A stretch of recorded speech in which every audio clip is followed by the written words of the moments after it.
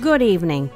I'm Jan Jansen, and thank you all for joining us for Pumpkin Watch 2017, a festive event where locals camp out overnight to see if the Great Pumpkin will make its appearance at midnight. We now join Dick Chickens, who is live on the scene. Tell us, Dick, what's it like there? Well, Mary, we've got quite a few people camped out here tonight, excited and anxious, filling up on candy and cider. It's quite spectacular. Back to you, Jan.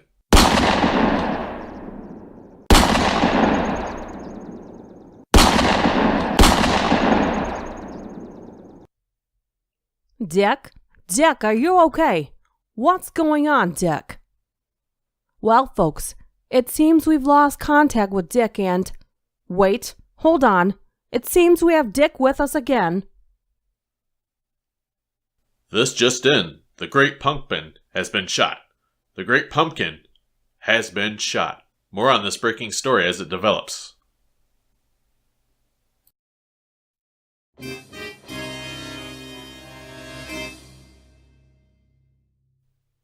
Dark Voices.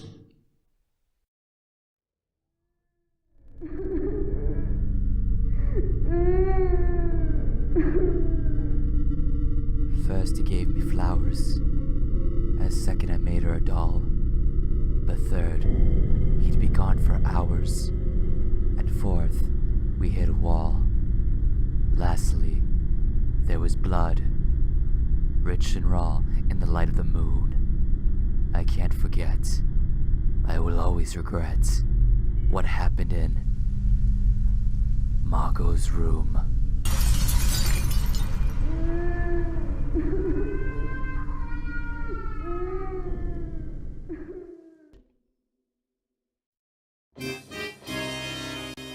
DuchessDark.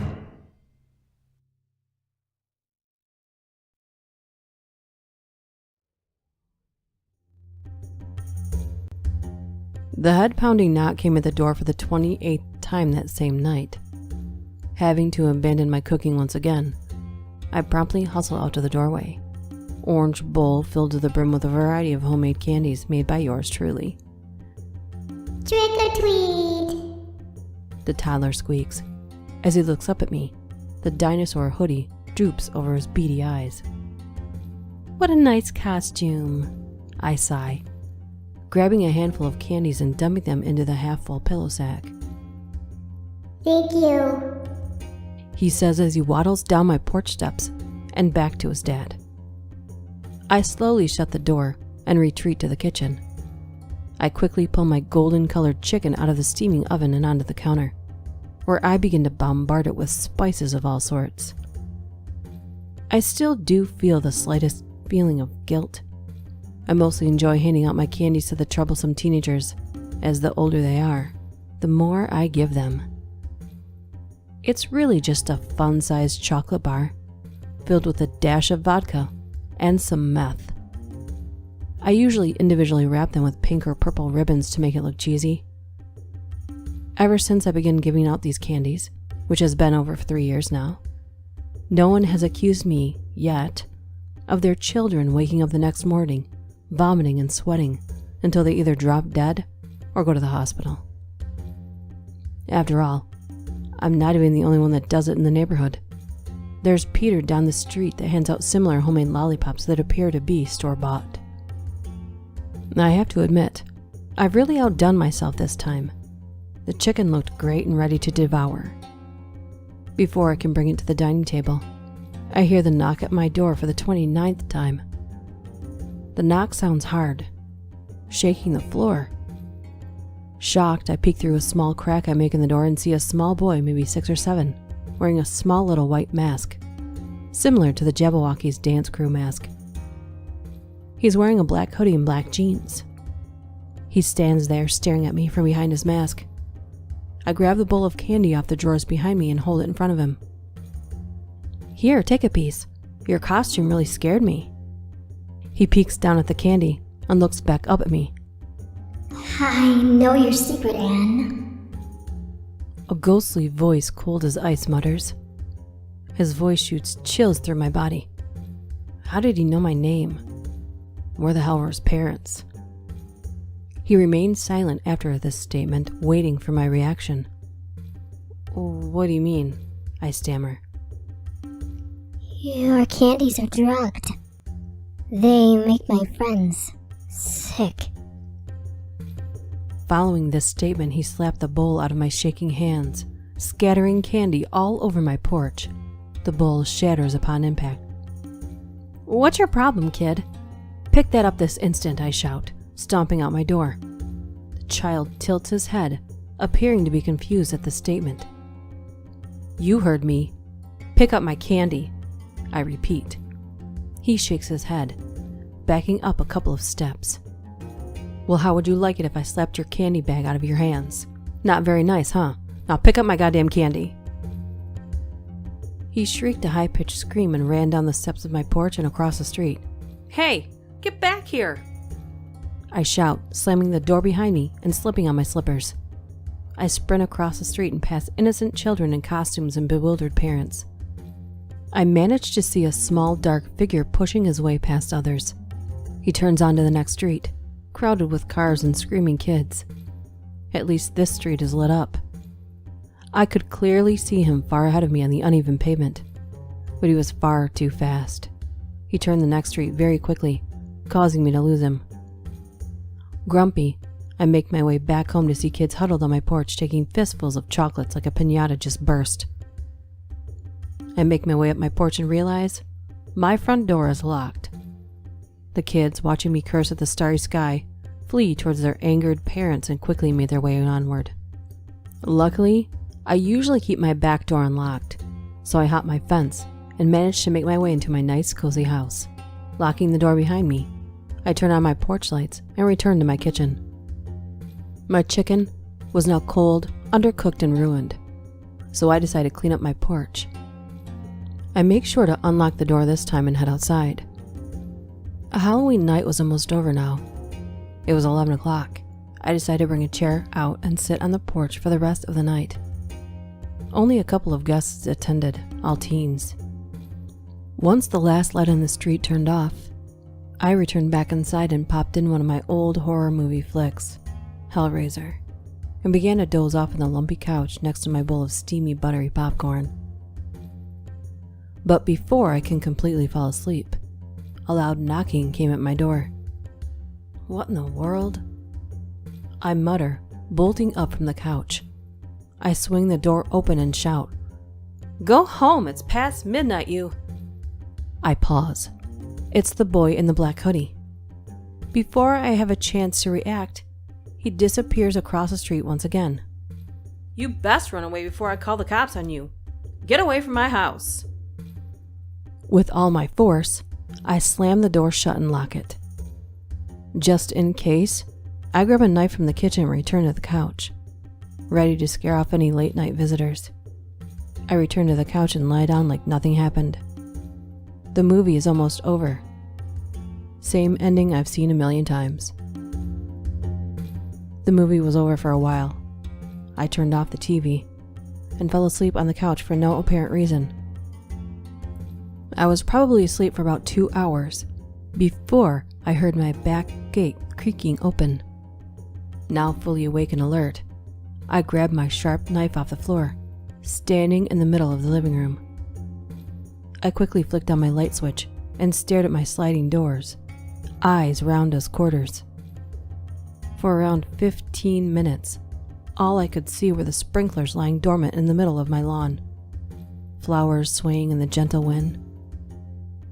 Just when I thought it was my mind being paranoid, I heard the 29th knock at my door of the night. Same knock as the other two, shaking the floor, causing me to jump out of my skin. I dare not open the door, as the child might be there. I creep toward a nearby window in my bedroom that reveals a part of my porch. I open the shades enough to peek through without any suspicions, and I see the same little black hoodie sitting on my porch steps, waiting for me to answer. He seemed harmless. Maybe he just needed help and he was afraid. But then again, he knew my name and my secret. No, I should probably leave him there. He might leave. I inspect his every movement, making sure nothing is harmful or will damage my property for the next 20 minutes. Just when I think he's going to get up and leave, he stands up and whispers something to himself, but I hear it loud and clear. I know you're watching me through the window. Come out here, now. His voice is soft, ghostly.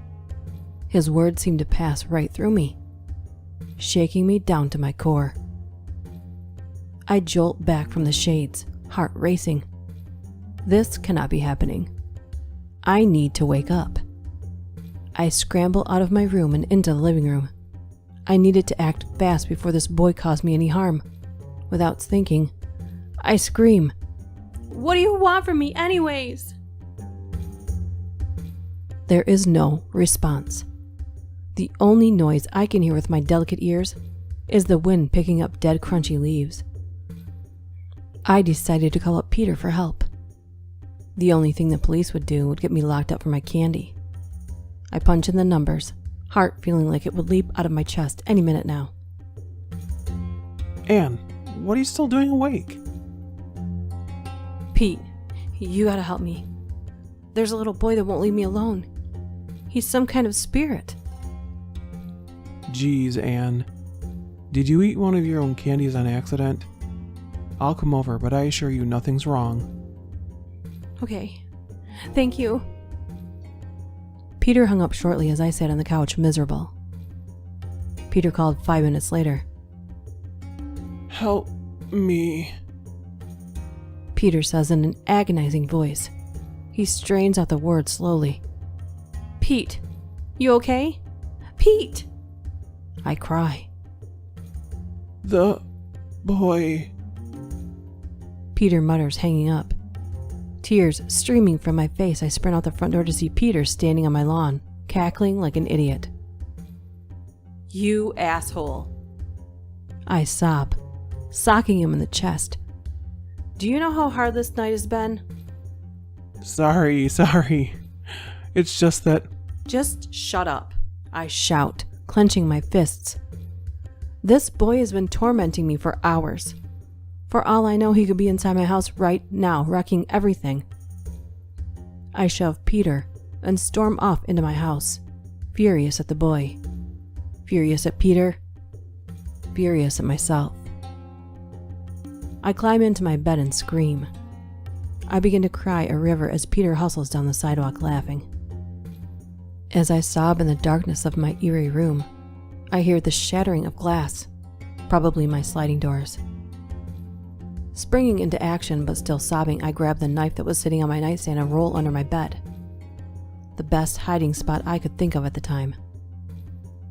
I hear small, soft footsteps on my wooden floor outside my room. I control my sobs as much as I can as the shadow of tiny feet walking past my doorway. The little feet return and head toward my room. The door creaks open, and the black-hooded child wearing his white mask tiptoes inside, holding a glass shard from my sliding doors that he broke. I don't even have to look in. You're underneath the bed holding a knife, wishing for Peter. Just come on out. I begin to sob uncontrollably as the boy crouches down and gives me the good old stare. He offers me a tiny hand, so friendly, so innocent. With pleasure, I bring the knife down on the boy's hand, creating a large, gaping gash in his hand. He lets out an inhuman roar as he retreats, leaving a slot of time for me to run out of the room. He chases after me with ridiculous speed, diving on top of my back and slicing the back of my neck. I throw the boy off of me, sending him down onto the wooden floor. I jog into the living room, grasping my wound with one hand, knife in the other, preparing myself for the worst. What I see limping around the corner is no longer a child. It is a pale, skinny, bony monster, still wearing the same mask and same hoodie, hissing and spewing out black liquids that appear to be blood. The height of it has increased as well, to about the same height as my waist. It crawled across the floor as it got a good grip on my ankle, taking 2 nips, I slice halfway through its neck, causing it to let go for a moment and drip black, slimy liquid all over the carpet. The pale figure squeals as it makes a final lunge at me. I plunge the knife through its mask, causing it to go limp and hit the ground. As the monster slams to the black carpet, I wake up in a padded cell, hair a mess, limbs aching. As I later learned, there was no boy with a white mask, no monster, but instead, there were candies that I confessed to giving out, and there was a Peter that is now dead. I had half imagined the events of the night. When Peter really walked away, he had heard me screaming and got worried. The front door had been locked, so in a panic, he smashed through the sliding doors. The boy, the white figure, the monster, all Peter. Near the beginning of the night, the boy in the white mask was real.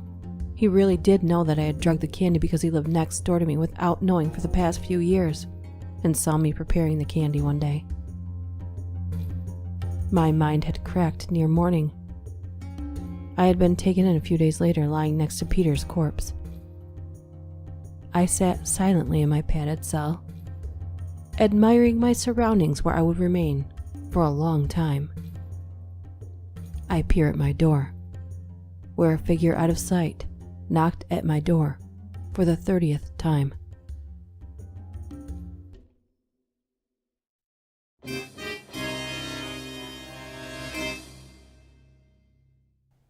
Unit 522.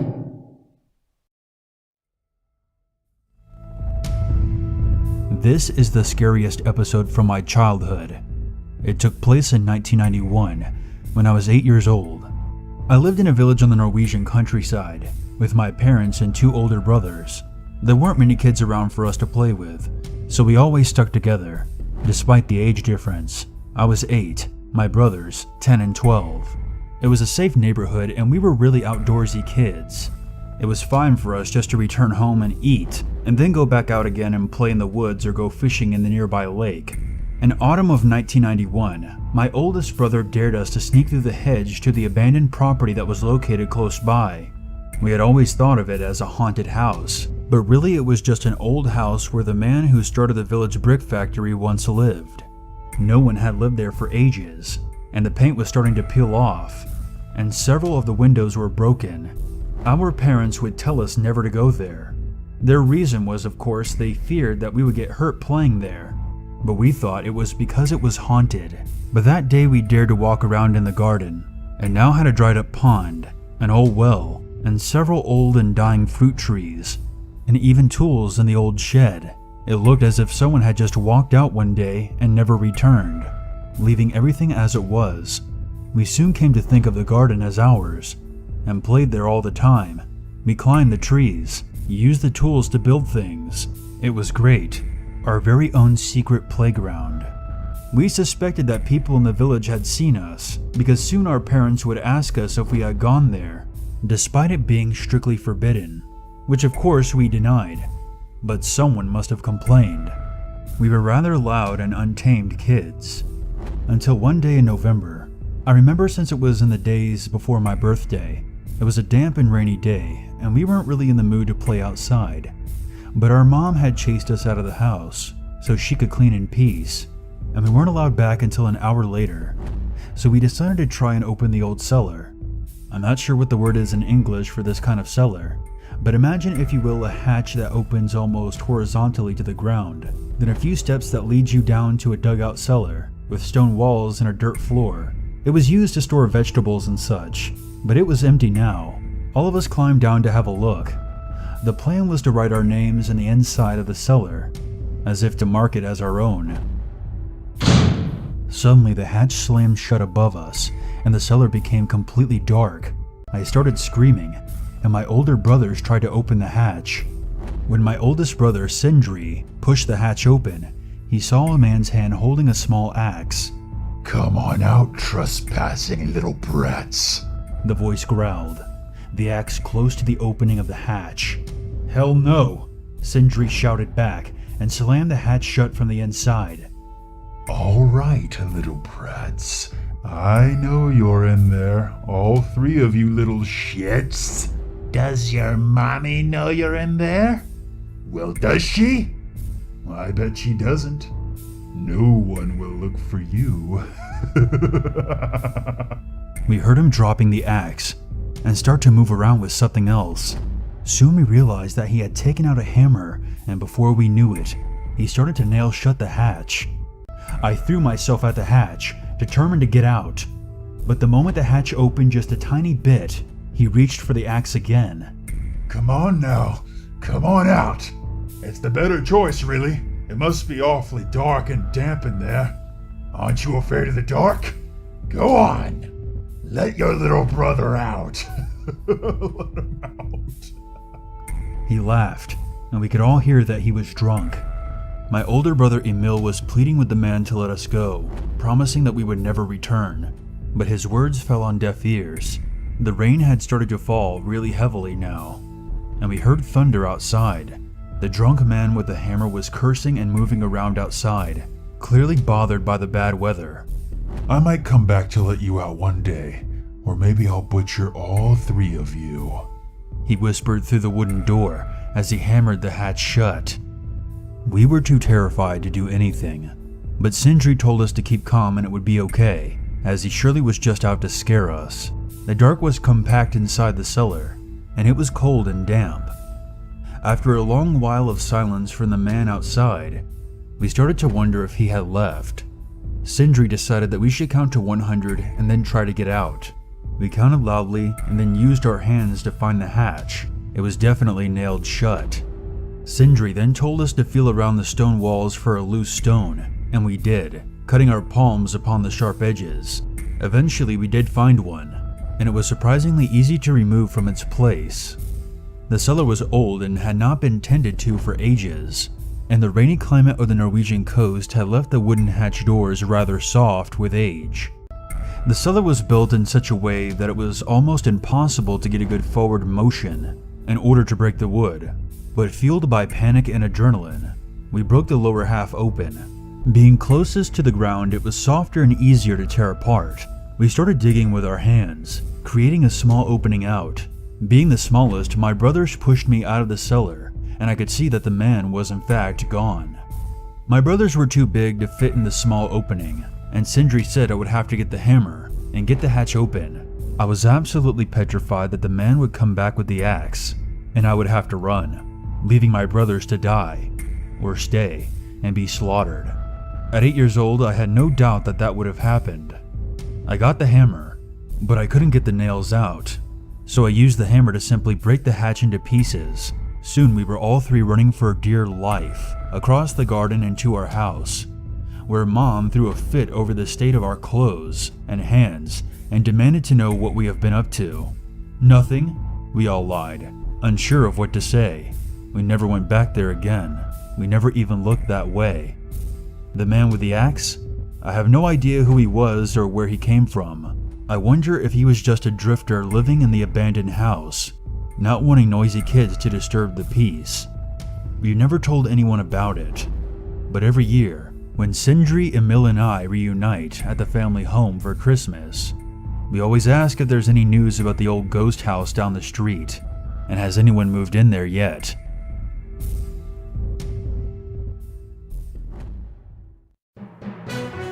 Breaking news! This just in. We have discovered that the man that shot the Great Pumpkin has been shot. I repeat, the man that shot the Great Pumpkin has been shot. More on this story as it develops. Back to you, Jan. This message has been brought to you by the Jewelry Oregon Trading Post Depot Exchange, now open 7 days a week. The Jewelry Oregon Trading Post Depot Exchange is waiting for you. It's exactly what it sounds like.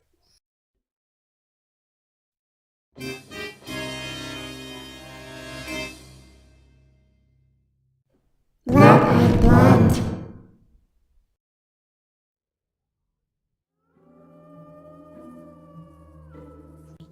Every Halloween, it got worse. Trick-or-treaters wore meaningless plastic costumes or slapped on fake blood or just t-shirts that said costume. Harold gave them candy anyway, but the last Halloween had been the final straw. He just turned off the porch light when some kids showed up, not wearing costumes at all. They looked bored, not saying anything, just expecting free candy. Little assholes. Here's some advice, Harold said. Next time, wear costumes, or at least say trick or treat. He'd slam the door. He was sweating. His heart raced. He felt furious, but also unexpectedly afraid. Who wouldn't be? Thought Harold. With that generation in charge of the future? The next year, his wife handed out candy. She loved seeing the cute ones. Harold shut himself in his study, plotting against the costumeless trick-or-treaters. He could hear everything through his study door. The doorbell. Trick or treat! Laughing. Repeat. The doorbell again. Trick or treat! What adorable costumes! Shrieked his wife. Get in here so I can see you in the light. More laughing. Then silence. Harold's heart pounded. Sweat trickled down his face. He heard the front door click shut. Honey? He yelled. A thump in the front entryway. The previous Halloween flashed through Harold's memory. For the first time, he saw every detail of those kids. Unremarkable clothes, bland faces, completely black eyes. Christ, how had he not noticed? Scratching outside his study door.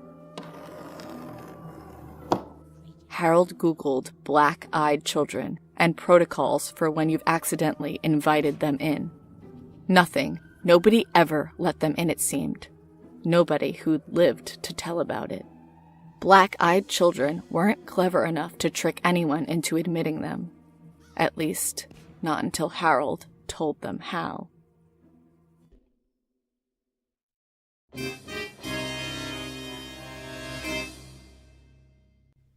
Nick Tales.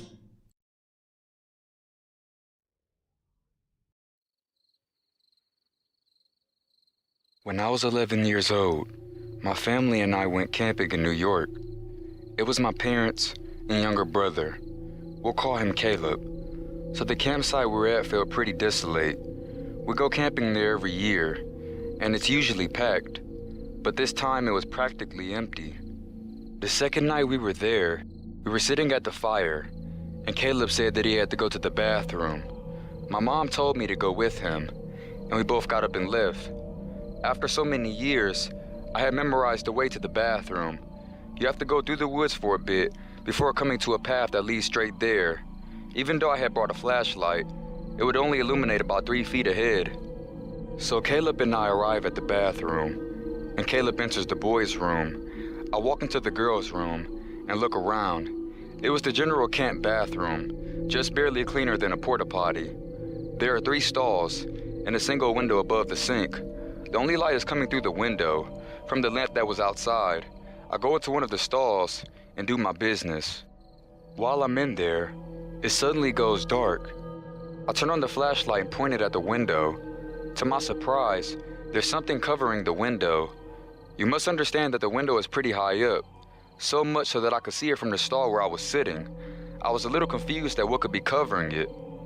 After about a minute, whatever was blocking it moved, and the light returned. I finish up, wash my hands, and exit the bathroom. Caleb is already waiting outside. I ask him if he saw anything by the window, and he shakes his head. I shrug, and we both start heading back to camp. We're not even off the path when the flashlight starts to flicker. I curse under my breath and start shaking it. Then I hear a rustling sound nearby. Caleb grabs my hand and begins to whimper. I start telling him that everything is fine, while shining the dying flashlight in the direction of the sound. Finally, I see something about 20 yards away. It's hard to make out what it was, but then it started to shamble closer. Eventually, I could see it, and I nearly dropped the flashlight in horror.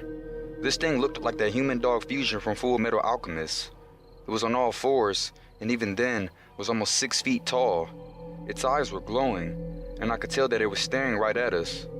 At that moment, Several things happened at once. The flashlight completely went out. Caleb screamed, and the creature made a noise that I don't even know how to describe. Think of it like a dog moaning, but much louder, and sounding more human. I grabbed Caleb and began running back to camp as fast as I could. When I get to the end of the path, I look behind me and scream. The creature was now chasing us, running on 2 legs. I start running blindly through the woods, desperately looking for the light of our fire, but I couldn't see anything.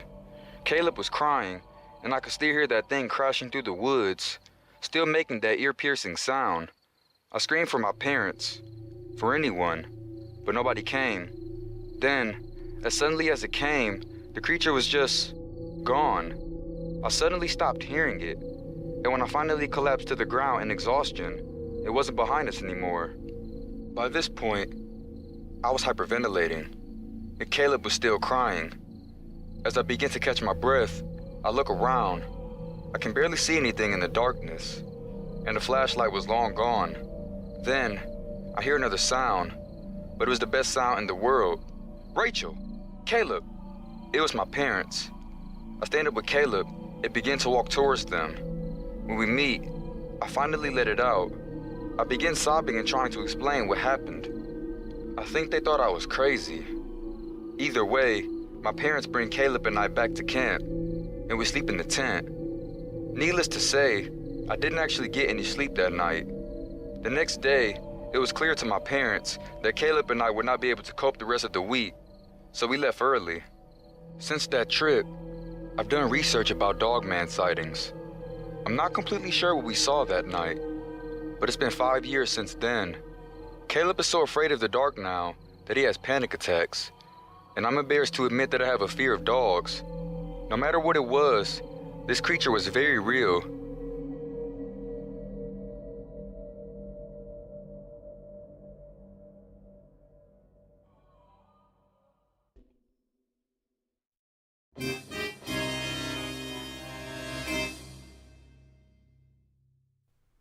Creepy blind girl.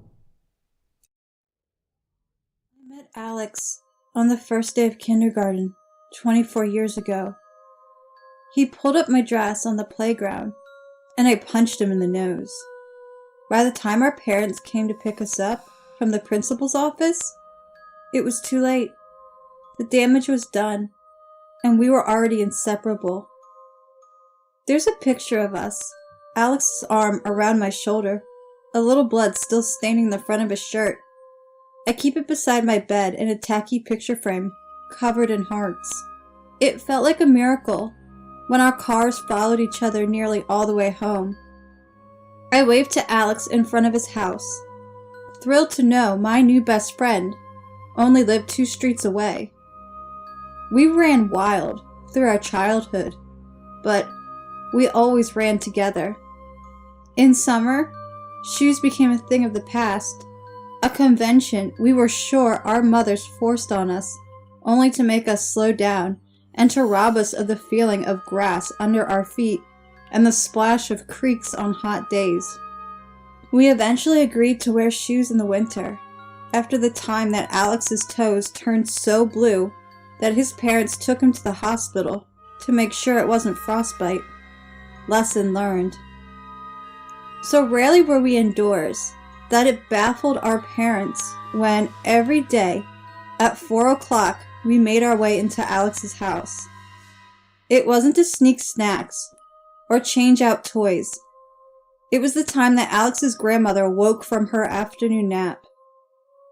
If we took just the right steps, then she would tell us stories. And these were not the kind of stories our parents read to us at night. They were the kinds that get whispered on the school bus. Stuff of legends. Rarely with a happy ending. Some part of us knew the moment their grandfather clock was chiming 4, no matter how far away we were, we sprinted, knowing the water for the tea had to be boiling before his grandmother made it into the kitchen, that a tea bag should already be resting in her mug, always a powder blue one with tiny white flowers. A plate of cookies or sandwiches should be sitting on the middle of the table, though she wouldn't touch them and would insist that we ate them all. As for us, our hands should be washed, scrubbed completely clean, including under our nails. Our hair should be tidied, and we should be sitting at the table waiting for her. If all of these conditions were met, we always got a story. Always. She never seemed to care if we were wearing shoes, though. This went on for years. Alex and I were convinced that his grandmother knew every story that was ever told, and she kept them all in her head. We came up with dozens of reasons why she couldn't write them down, all of which were spoiled when we learned that she was writing them down. They were collected in a leather binder, each written in her perfect penmanship, learned in a time where that actually mattered. There was an offer made by one of us, I can't remember who, to type them, and it was immediately refused. There's some magic in ink and paper, she told us, nodding at the book and patting it fondly with one hand. When she died, the book was the only thing Alex asked for, but I'm getting ahead of myself. When we were 9, Grandma Aline told us the story of the echo. Sitting around the table, with dirt on our knees, but not a speck on our hands, we ate cookies while she sipped her tea and thrilled and terrified us in equal measure. Your Uncle Connor met an echo. She paused and considered Alex, searching his face. You look so much like him. Same nose, same cheeks, almost an echo yourself. I thought this was great news, to learn that there had been another Alex in the world, but Grandma Aline wasn't smiling. I don't know Uncle Connor. Alex and I had gone through the books of his family pictures many times, trying to find the people from Grandma Aline's stories, sometimes finding them, sometimes not, and nearly always making up a story of our own. No, you wouldn't know, would you? People who meet an echo don't often live long enough to meet their nieces and nephews. There was something about the way she said the word echo that made it more of a name than a word. Our mother had warned us about echoes, so there was no reason things had to end so sadly.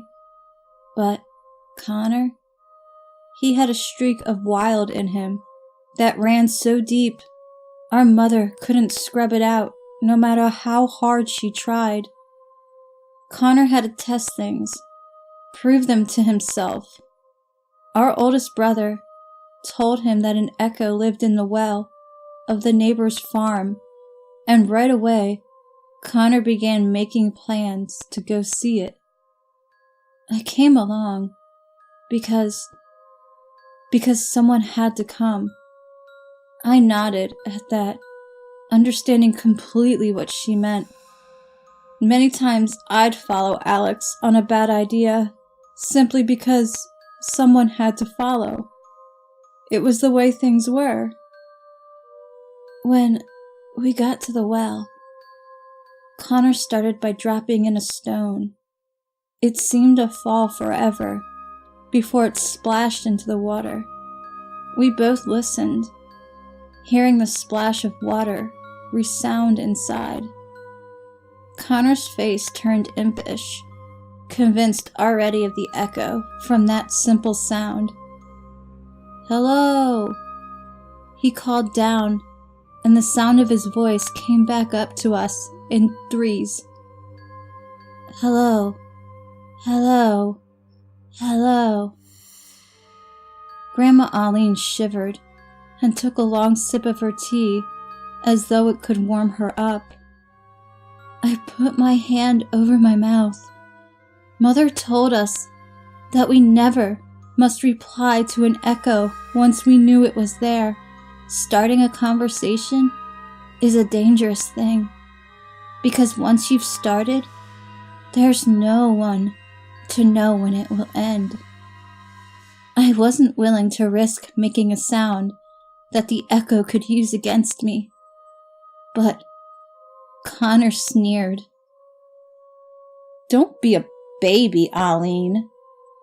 There's nothing down there but water and rocks. See?" He leaned over to the side, as though answer floated back up to him. I see. I see. I see. I wanted to say something then, but my hand was still over my mouth. Connor's eyes grew large.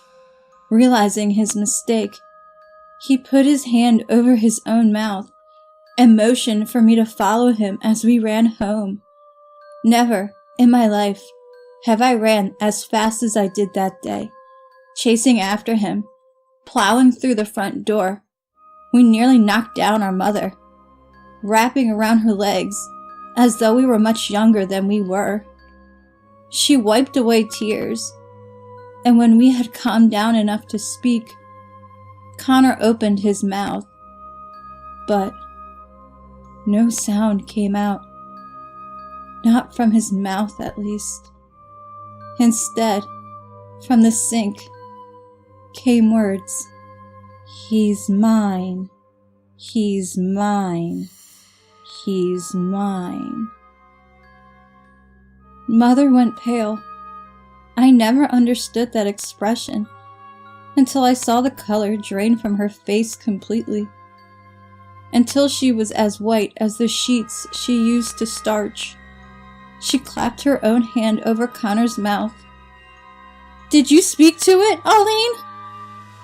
She looked at me so fiercely that I still didn't dare to speak, and only shook my head instead of answering. She nodded once and pulled my brother closer to her, staring into his eyes. "You fool of a boy! You've done it now!"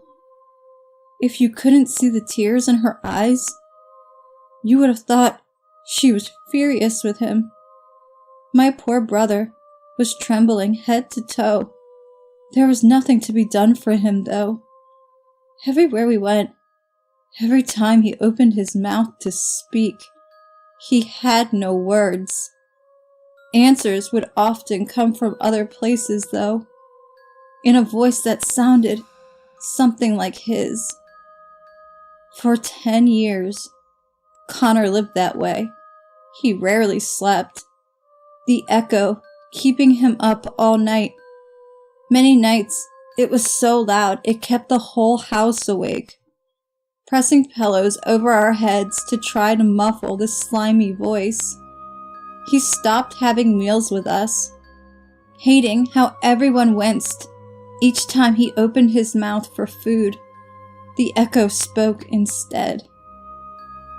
On his 18th birthday, Connor threw himself into the well. I was there because someone had to be. He hugged me, and I kissed his cheek, but we didn't speak. Once the water splashed, a voice rose up, nearly singing, "Goodbye, goodbye, goodbye." I wiped the tears from my face and didn't say a word until I got home. Alex and I sat for a moment, chewing our cookies and thinking over the story. It wasn't the first one that ended grimly, and it wouldn't be the last, I was sure. Grandma Aline finished her tea, patted our heads as we still sat in silence, and went back into her room. In true 8-year-old fashion, Alex and I didn't discuss what we heard. We cleaned up the tea and the cookies and went back out to play. But we didn't answer echoes. We grew up as all kids do. And though we didn't miss our 4 o'clock dates with Grandma Aline, they stopped being stories and started being conversations. Those afternoons were still a treasure, one neither of us would have traded for the world. Eventually, after years of annoyance and insisting to everyone that a boy and a girl could just be friends, we realized that's not all we wanted to be. We started dating when we were 13, and we never stopped. One 4 o'clock time, Alex asked Grandma Aline if he could have her engagement ring. She scolded him for asking in front of me, but gave it over all the same. I still wear it. Grandma Aline died when we were away at college. Sometimes I think she would have held out if we had stayed closer. But Alex always told me it wasn't fair to torture myself with thoughts like that. I know that he was right. The book of stories came to live in our house. The book we didn't know existed. She dedicated it to us and to the children she thought we would have one day. On our honeymoon, we visited Italy. In front of a beautiful fountain, Alex declared he'd love me forever. Forever, forever, forever. The fountain echoed back his words, and it made him smile. That's right, he agreed, and we both knew in an instant the mistake he had made. Alex never spoke again. Still, we wanted a baby. It was miserable making love while that slimy version of his voice bounced off the walls around us. Alex held on long enough to see our child born, a sweet and perfect baby boy. We named him Connor. Whenever Connor would fall asleep, that voice would come, loud and harsh, and wake the baby, sending him into fits of tears that broke our hearts.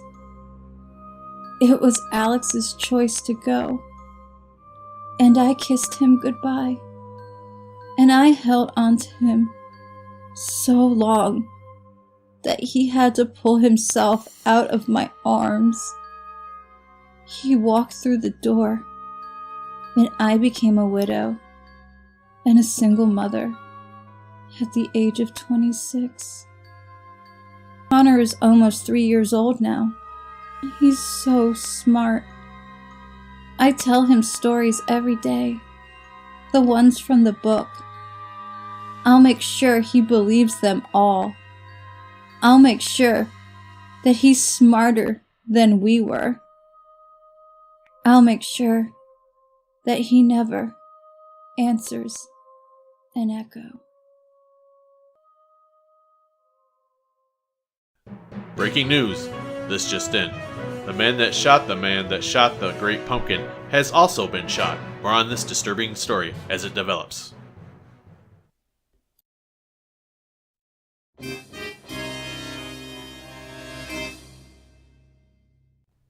DuchessDark.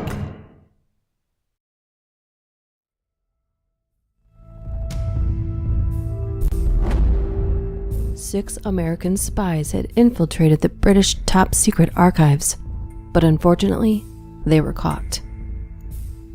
Given permission by the law, British scientists were allowed to experiment on these prisoners using a new form of torture: starvation. The scientists placed 5 different colored flat spheres, barely the size of an American dime, on a small gray observation room table. The scientists first took the leader from the group of spies and gave him an option of red, orange, yellow, green, and purple colored spheres, telling him only one of the food pieces would not kill you. The American spy ate the yellow piece. After a short moment, he said he felt fine and wished to go back to his cell. The scientist disagreed and told him to wait a little longer. With no choice, the spy remained there in the small gray room, doing what he was told to do. Soon the spy told the scientist that he felt lightheaded, slightly dizzy, and nauseous. The scientist gave a menacing grin and wrote down what he said. The spy, holding his head, tried to stand up. "I can't think well." The scientist's grin grew larger as he continued to jot down what he was seeing. "Good." The spy fell to his knees and started to scream violently. "What did you do to me?" he pleaded. "You chose wrong. Simple as that." The scientist closed his notebook and left the spy in the room. "Wait. Where are you going?" The spy struggled to say as he held his head. "Please, let me see my team again. Please." He began to weakly claw at the door, but it was no use. It was made of reinforced steel and was locked from the outside. The spy's vision began to blur and get foggy. Soon he was not able to see or even speak a simple sentence. The unfortunate spy died from his brain dissolving within inside his skull. A thick black liquid soon began to seep out of his nose, mouth, eyes, and ears. The room was cleaned of the corpse and the liquid. He replaced the yellow piece of food and then let in the second spy. He told him the same thing he told the last one. Only one of the food pieces would let you live and save him from starvation, while the others would kill him. The spy hesitated, but his hunger took over. He chose the red piece. He felt fine at first, but after he took a deep breath, he held his heart in pain and fell to the floor. He tried to speak, but nothing came out. The scientist smiled with pleasure and jotted down what he observed of the spy. "Do you know what is happening?" The spy vigorously shook his head and tried getting up, failing as the pain became too great for his body to handle. The scientist laughed darkly and answered, "You are suffering from a heart attack. You chose wrong." He slammed his notebook shut and left the spy to suffer. After the scientist recorded his data, the room was cleaned again, and the third spy was sent in. He informed him of the same situation. If he chose correctly, he would live. If not, he would die. "Please, just let me go. I have a family," the spy pleaded. The scientist shook his head. "You were always the most difficult." He pressed a button to a remote and caused the collar around the spy's neck to shock him. "Now eat." The spy licked his dry lips and ate the green piece. After a few seconds of letting the food digest, he began to gag. He struggled to stand up, but only got to his knees. The burning liquid rocketed out of his system. Vomit pooled around him, and the thick liquid continually exited his system. The scientist chuckled and jotted down more notes in his notebook. "Sadly, you chose wrong as well." He stared down at the poor spy, still trying to hold back the repeating vomit. "Soon the acid will melt through your esophagus and your skin, making it near impossible for you to gain a single breath." He closed his notebook and sat there, watching the spy suffer. Acid tears melted scars into his face. Stomach acid melted through his throat and poured out. The spy held his stomach in desperate pain. His skin turned pale and sweaty as he collapsed and died. The mess was again cleaned up, the missing piece replaced, and another spy sent in. This one was young, looking like he just joined and was obviously a young adult, probably in his early 20s. He was timid, afraid of what was to come. If you choose right from the 5 pieces of food that lay out in front of you, you will live. If not, you die, understand? The scientist informed. The young American hesitantly nodded and took the orange-colored piece. After a minute of letting the food take effect, the spy's skin soon turned dry and red. He began to itch and shiver with a cold sweat. He soon gagged and choked on his own blood and held his side as he fell to the floor. "What's happening?" the young male rasped. The scientist quickly wrote down what he was observing with displeasure. "I was hoping for only your inner organs to fail, but it looks like the food also took effect on your skin. As we all know, the skin is the largest organ in the human body. I should have seen it coming." He pushed up his reading glasses and sat down. "Your organs are failing. You should die in a minute now." The young American looked up at the scientist in horror and tried standing. He grunted and tried breathing in air. His lungs had now failed him, and his heart would too. With the young American dead now, the scientist changed a few formulas in his chart, the corpse was removed, the food replaced, and the 5th spy sent in. He was husky, probably built more for combat than spying. The scientist was pleased and hoped for the spy to choose the last untasted food tablet on the table. "I will make this simple for you," the scientist announced from his observation spot. "All of your friends chose the wrong food tablet placed in front of you. They have chosen red, orange, yellow, and green. All of them had died a horrible death. But if you choose correctly, you will live." "For a scientist, you sure are an idiot," the spy informed him. "The only other one that you didn't call out was the purple one, so I'll eat that one." The scientist clicked his pen and waited for the spy to eat, highly interested in what would happen with the husky spy. The spy ate the purple food tablet with pride, happy to be picked near last, but soon regretted it. He spit onto the floor to see that his saliva was dark red, and his lower stomach felt like it was on fire as he propped himself up against the wall. Soon, he had blood all around him and onto the wall. The scientist smiled with glee and jotted down the effects. "This will be highly useful for hospital deaths in your country. You chose wrong." He left the spy to suffer and concluded how to counteract the food tablet's effects. The mess was cleaned, and the last spy was sent in. "Your friends," the scientist told him, "have all chosen wrong. If you eat any of the food tablets, you will die. But if you figure out how to counteract the food tablets, you will live and not die from starvation. Understood?" The scientist pointed to the spy with his pen. He merely nodded and observed the 5 food tablets set in front of him. Within an instant, he ate all of the food tablets at once and awaited for the scientist to speak once more.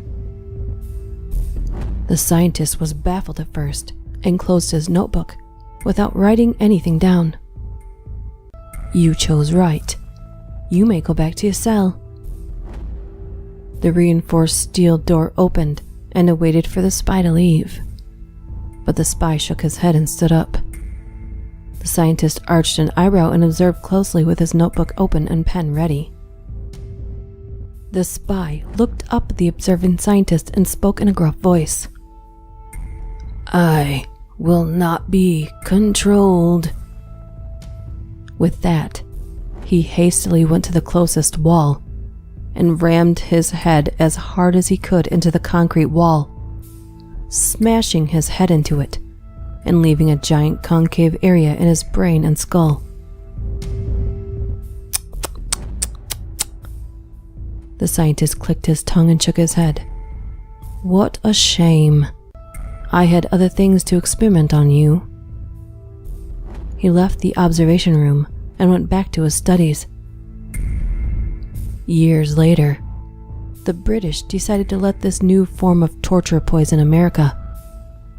What you now know as Skittles today was used as a form of starvation torture in the 70s. So think about that the next time you eat a normal bag of Skittles. And make sure you eat the whole damn bag. Happy Halloween.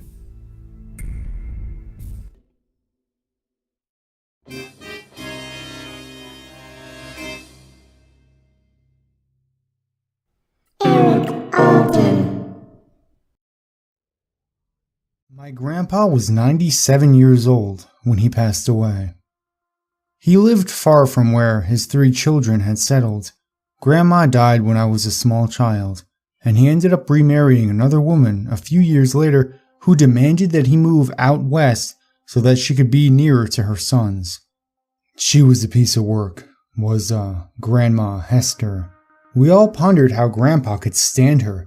It turns out that perhaps he could not. We're not precisely sure when he developed dementia, but it was probably years before we noticed it. He'd tell us about people he was speaking to or visiting with, or a trip he took. Years later, after we learned he was suffering from dementia, we learned that conversation, that visit, or that trip never actually happened. For all we really knew, any story he told us from the last decade and a half leading up to his coming back east could be a false memory. We would have no way of knowing. Hester rarely communicated with us herself. Probably our first clue that Grandpa wasn't himself anymore happened a few weeks after he came back east to live with my parents.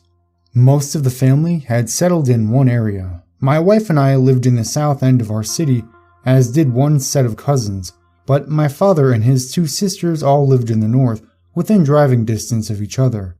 A few of my aunt's children had moved out of town, and my brother had as well, but there was still enough of us around that Grandpa could visit with. We would often have gatherings at my parents' house where Grandpa would either hold court with some story or he would go to sleep. One afternoon, my daughter, Brianna, who was in her late teens at the time, came in from playing with my cousin's kids and sat down at the table where Grandpa had been napping. He suddenly woke and smiled at her. "Well, hello, Claudia," he said brightly. Claudia was my aunt, Dad's youngest sister. "I'm Brianna, Grandpa," said my daughter. "No," said Grandpa, almost sounding offended. "You're my daughter, Claudia." Later that same month, he told my aunts and uncles the story of how he came out east after living with Hester got to be too much. "I prayed to the Lord, and the next thing I knew, Martin was there." Martin was my father. I remembered him driving out to the tiny, cold house on a hill in Colorado to get Grandpa. He had not come due to any divine intervention. He had come because Grandpa called him in the night and pleaded with him to come get him. We all loved Grandpa, but caring for him was not easy. For one thing, Grandpa had gotten it into his head that he was a young, single man with many years ahead of him, and the only thing missing was a young woman at his side. If he spoke for any length of time with a younger woman, he became convinced that she was in love with him, and that perhaps she should be his new bride. Hester was even still alive at this point. He had forgotten her utterly. The woman he made advances on included my mother, 2 of my cousins, and my own wife. Thankfully, he couldn't do much more than talk, so it was just a matter of politely changing the subject whenever he would start with that, but it got worse when he decided he could do things like take walks on his own or try to drive my father's car. Dad and Mom didn't let him go on walks by himself, but that didn't mean he didn't sneak away sometimes when Dad was away and Mom was in the basement. He had to use a walker to get around and simply couldn't do stairs, but refused to admit this to anyone, including himself, leading to a lot of falls. He would also get confused as to where he was or where he lived. At times, during his walks, he would attempt to find the old family home that he raised my father and aunts in, despite it having been long gone since before I was born. Dad picked him up from the police station where he had been taken after some patrol officers saw him wandering around, clearly lost. The time he tried to drive Dad's car was after that. He decided that the reason he got lost is because he had to walk. He managed to get the e-brake off and rolled right down the fairly steep incline outside my parents' house, crashing into a fence. The damage was minimal, but after that incident, my parents realized he needed to be in a full-time care facility. He got worse after that. My father visited him 3 times a week. I have no idea how often my aunts went, or even if they did. I tended to only go when there was a family gathering, and increasingly, I began to realize that he had no clue who I was. He'd smile and greet me as though I was someone he had just met. He'd tell me about his children, describing them as little kids, and even going as far as to invent a friend who was looking after them while he was in his home with all these old people. Grandpa was 93 at the time. He was much older than many of the others who lived there, but somehow they were the old people, while he was not. But when I say he got worse, I mean he changed. The false memories, the refusal to acknowledge that he was elderly, the attempts to chat up ladies, and inability to remember that his children were grown, that he had grandchildren and great-grandchildren, had been a part of who he was for years, ever since his early 80s, but he had never been violent before. That changed one night when Dad was called to come to the facility, quickly. Grandpa had wandered into the wrong room and had come out screaming, raising his walker up in the air and slamming it into the ground, taking a few swings at people who tried to calm him down. He began accusing the staff of stealing his things. He was bellowing as loud as he could. "Give them back! Give them back!" I wasn't there for it, and I still have a hard time picturing it. Grandpa barely raised his voice above normal volume during the last decade of his life, except to laugh. When Dad got there, they had gotten him into his room, and he was somewhat appeased. Somewhat. He had a can of Ensure in a tube sock and almost hit my father in the head with it when he came in. He apologized. Dad was one of the few people he always recognized, and said he had been waiting for the thief to come back.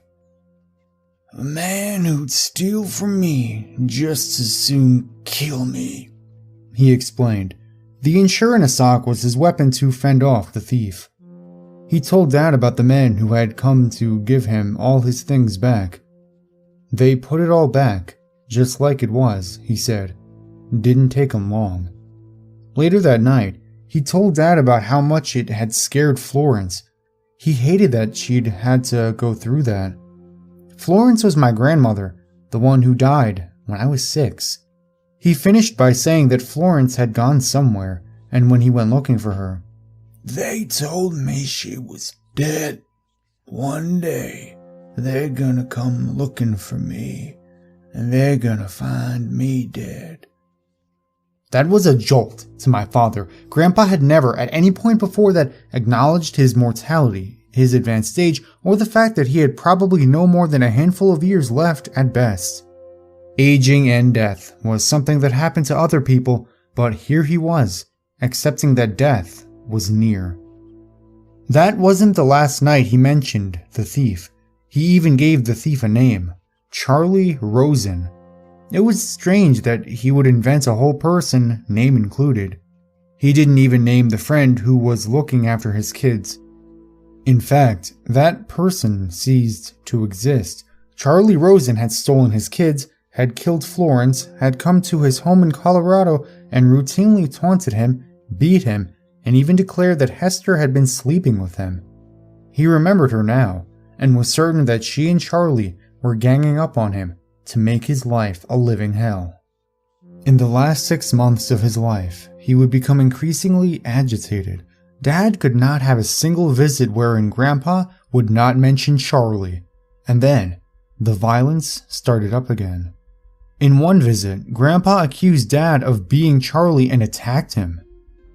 After that, Dad's visits dropped to once a week and he didn't stay long. Once, I went with him. It was the last time I saw my grandfather alive, and I will never forget it. Charlie was here again today. Grandpa told me as soon as we arrived. He told me I couldn't leave this room anymore. He's trapped me here. Dad, this is where you live. My father tried to explain. See, here's a picture of Mother. Why would Charlie let you keep that? He killed your mother, you know. Murdered her in her sleep. Mother had an aneurysm, said Dad. You and I together decided to unplug the machine. She died in her sleep, but no one killed her. No, it was Charlie. Grandpa's voice was not agitated, it was solid, like he knew for a fact what he was saying. He poisoned her. Made something go wrong in her head. I didn't know it then, but I realized it later. After he introduced me to Hester, conned me into marrying her. He's my personal demon, that Charlie. Dad finally had enough. There is no Charlie, he said, nearly shouting. You aren't even supposed to correct people who have dementia. It just confuses them more and makes them upset. But my father forgot this in that moment.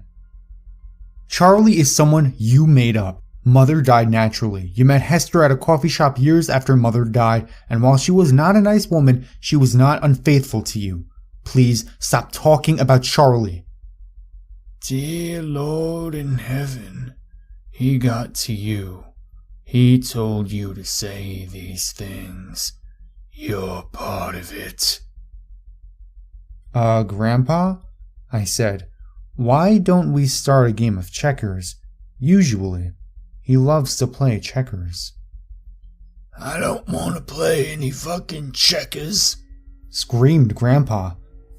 I couldn't have been more surprised if he hit me. Grandpa had never used profanity in his life. By words, as he called them, were only used by bad men, as far as he was concerned. Not with you. Not with you. Charlie Rosen's pet demons. He comes to me every day. He talks to me about Florence. He taunts me. He reads my mind, and he takes thoughts away and puts in new ones, worse ones.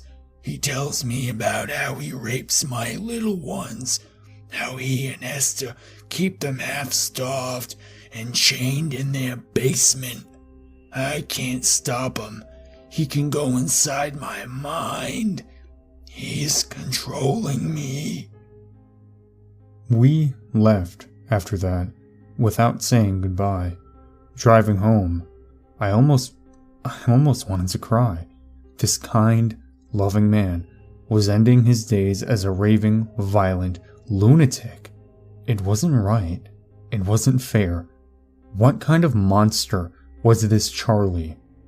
That thought stopped me cold. For an instant, I had accepted that Charlie was real.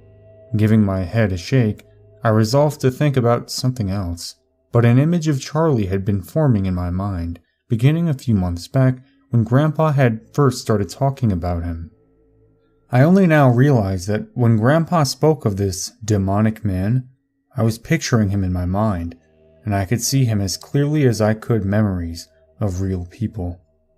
I thought of the last time I had visited Grandpa in that tiny house in the mountains of Colorado when I was a teenager, sitting at that little round table while Hester served us some of her inedible glop, and I would see a man standing in the corner of the kitchen, watching us eat.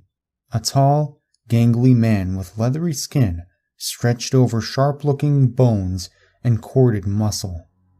Shaggy gray hair hanging down, obscuring the upper part of his face. His smile stretching like a knife slash across the jaw.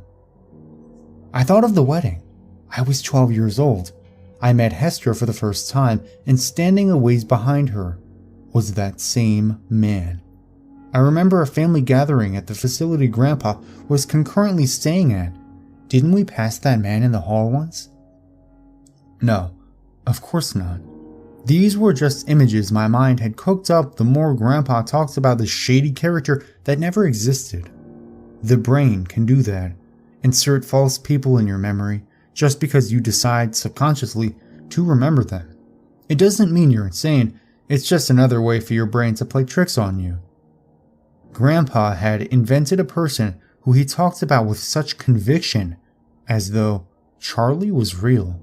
So, my mind had conjured up a Charlie Rosen, but there was no Charlie Rosen.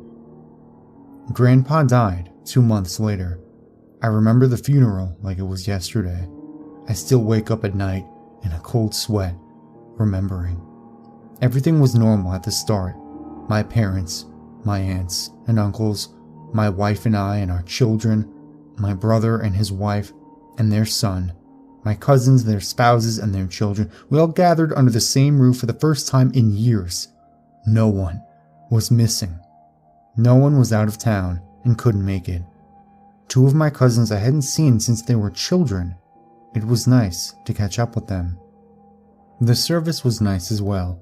The pastor who served the spiritual needs to Grandpa's facility was the officiator. Grandpa looked calm and peaceful, whole. So unlike what he had been in the last few months of his life. I started to feel calm myself. Grandpa was there where he belonged now, where the devils of his own decaying brain couldn't get him anymore. And then we drove to the cemetery. The coffin was lowered. We all sprinkled a handful of dirt on the coffin and began our walk back to the cars. And then the gravedigger came out of the shadows to start shoveling the rest of the dirt. I could barely read the embroidered name tag on his coveralls. It looked like C. Rose or C. Risen or... No, it couldn't be. He was tall, gangly with leathery skin, sharp-looking bones, corded muscle, long gray hair. And that smile that haunts my nightmares to this day. I watched as this phantom dumped shovelful after shovelful of dirt on my grandfather's coffin. He was laughing, softly, under his breath, but I have never heard such cruel laughter.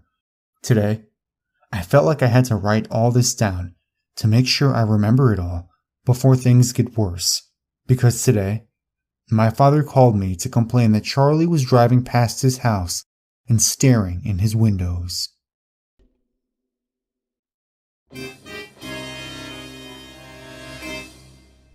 Evil Outcast.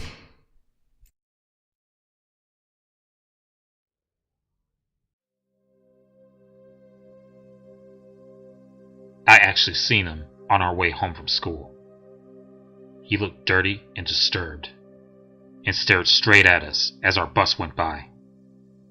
We even made jokes about him, probably as our way of pretending we weren't afraid. He was incredibly out of our place in our middle-class suburb, so his mere presence felt threatening. Thus our panic when the 3 of us got off of our stop and saw him at the corner, about to look in our direction. He was between us and our house, and the bus had already pulled away, so we bolted for the bushes of a nearby yard.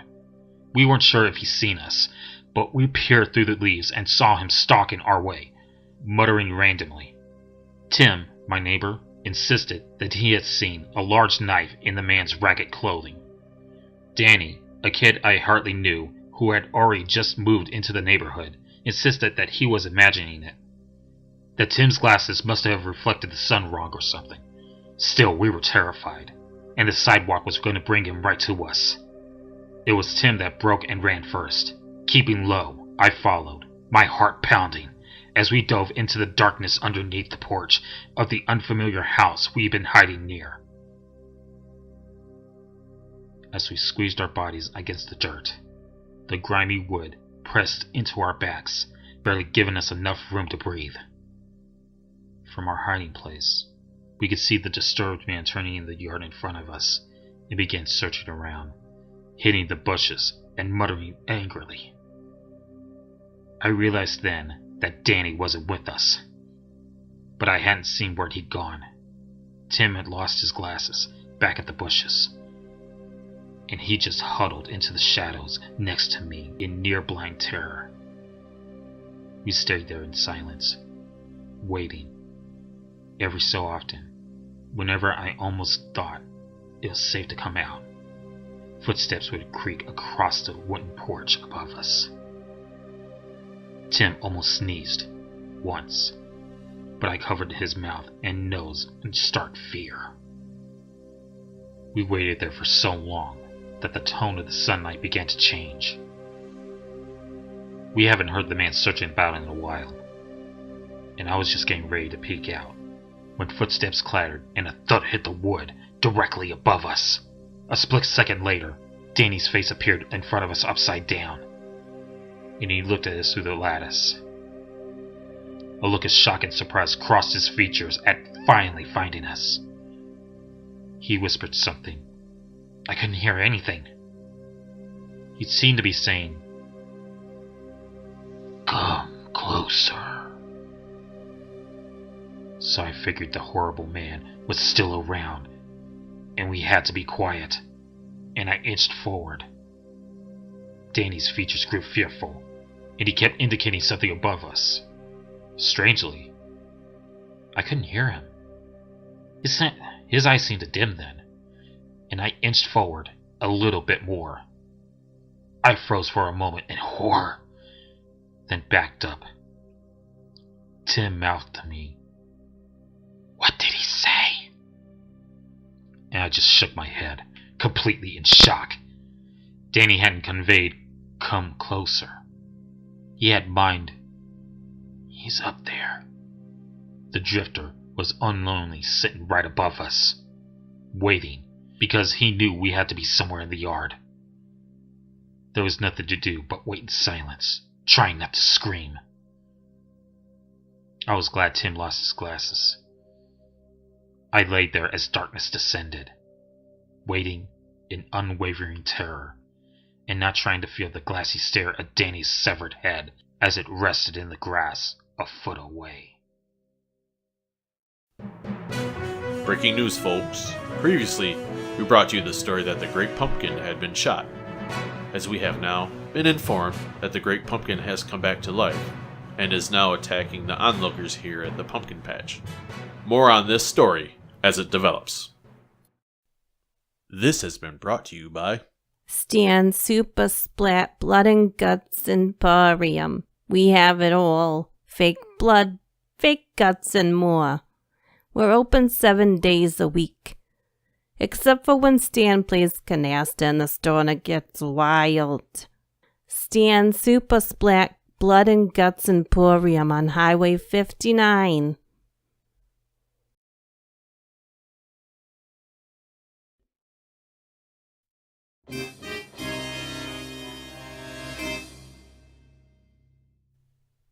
Gothic Librarian.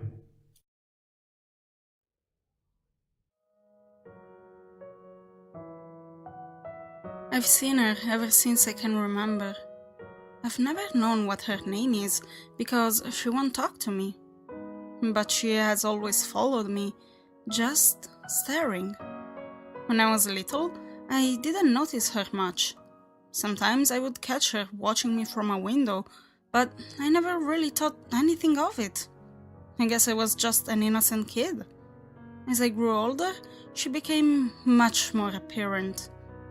The first time I really noticed her was when I was 6, during one of my ballet classes. I loved to twirl. I would spin around and around until my little heart felt like it was going to pound right out of my chest. She loved to watch me dance. Sometimes she would stand in the back of the room, just staring at me. I didn't pay much attention until one day, near the end of class, I saw her crying. She was just standing there, crying. I tried to figure out why, but then I saw the big bloody gash on her head. I looked at her in terror, not knowing what to do. I wanted to help her, she was bleeding pretty bad. No one else even noticed her. I started to cry. I was scared and sad, and I didn't know what to do. She just stared back at me desperately. I sobbed and screamed to try to get my ballet teacher's attention, but she wouldn't listen. She just told me to sit out and calm down until my mother came to pick me up. That's when I realized no one else could see her except for me. Soon, I saw her almost everywhere I went. Over the years, I got to know her really well. I could tell if she was happy, sad, or angry just by the look on her face. I guess you could say we became pretty good friends. We would do everything together. We did what many other young girls did. We loved to go shopping together, give each other makeovers, and have pretend fashion shows. We would stay up for hours just talking in my room. Even though she couldn't speak, we always had a special way of communicating. I just understood her. When I was 16 though, everything changed. She was never happy anymore. All of the nights we spent playing and having fun together came to an end. Sometimes she would just stand in my room and cry. I knew she needed help, but what could I do? No one else knew she was there. For some reason, I was the only one she would come to. I didn't know how to help her, and I think she grew disappointed in me. She never wanted to see me anymore. I would try to talk to her, but she would just sigh and turn away. I knew it was getting bad when I saw her one day staring at me through a shop window. She looked so different than the girl I used to know.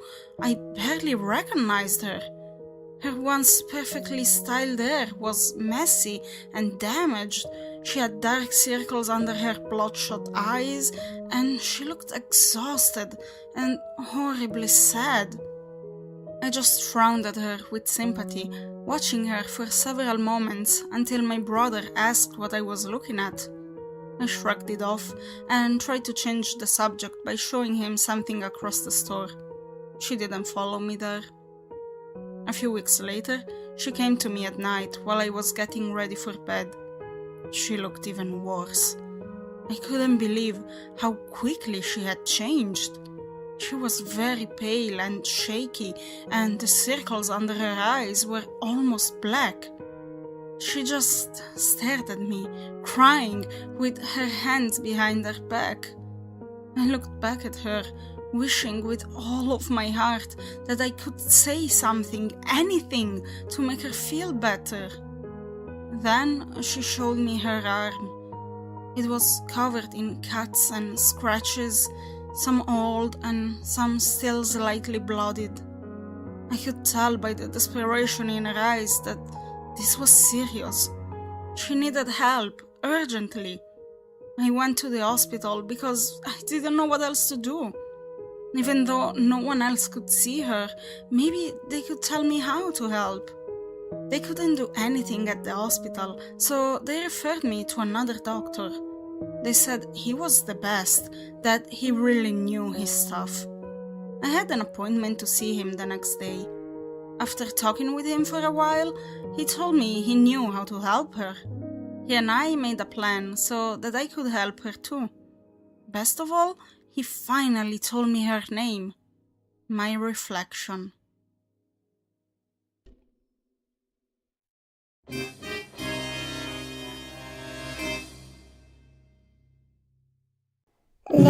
Dimentia.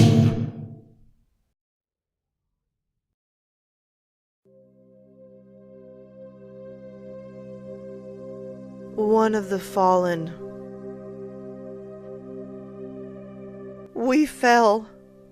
The deep ocean of time allowed history to give many interpretations to this, but the harsh truth is simple. We fell. Back home, things used to be different. We would fly high amongst our brothers. We would shine like diamonds, lighting the night sky. We were stars.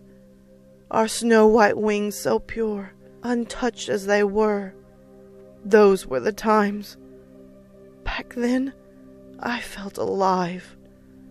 I was happy and at peace with the universe, both from within myself and from out there. Up until that day. How different are we from humans? Not much, I would say. A riot erupted. 2 leaders. The first one, the Almighty, our Creator, the most powerful being, the one who gave form and life to everything around us, the one whose knowledge is infinite. God. The other one, his favorite son, arguably the second most powerful being, the son of the dawn, the light bringer, the one archangel whose light shines brighter than any other light this world has ever seen, Lucifer. The battle tore heaven apart, brothers fighting against brothers, fratricide, slaughter. Needless to say, we were all powerful, some more than others, indeed, but not one of us did lack strength or speed. Our Father watched. He watched his children as they were launched one against each other. He watched Gabriel in his might dueling Lucifer himself. He stood back and watched the rebels yelling unspeakable things to him while killing pure angels. When his time to act came, he was merciless. He did not touch one of us. That would have been mercy. Indeed, he did something else. Even Lucifer himself was petrified at that. With all his wisdom, he did not foresee that. God stood up, and the fight stopped. He then rose his hand, and he banished us, all of the rebel angels, all the sick and rotten inhabitants of heaven. We were cast out, never to see our home again. We fell. Lightnings, hundreds of lightnings cut the sky open, and angels, falling angels. Our surprise was that he did not send us to earth. No, he thought we belonged way down below. The lightnings pierced the ground, opening it and sealing it after all of us got there. Our new home was beneath the ground. As soon as we started realizing what had happened, we understood. Things were different. The way we once looked was long forgotten. The white wings turned black. The pure blue eyes turned crimson red, full of hate and sin. Even our blonde, angelic hair was turning black as night. We have become the exact opposite of our former selves. Lucifer then gathered us. We all were sworn to vengeance upon God and all of the other angels. So it began an eternity of lying, deceiving, possessing, and slaughtering.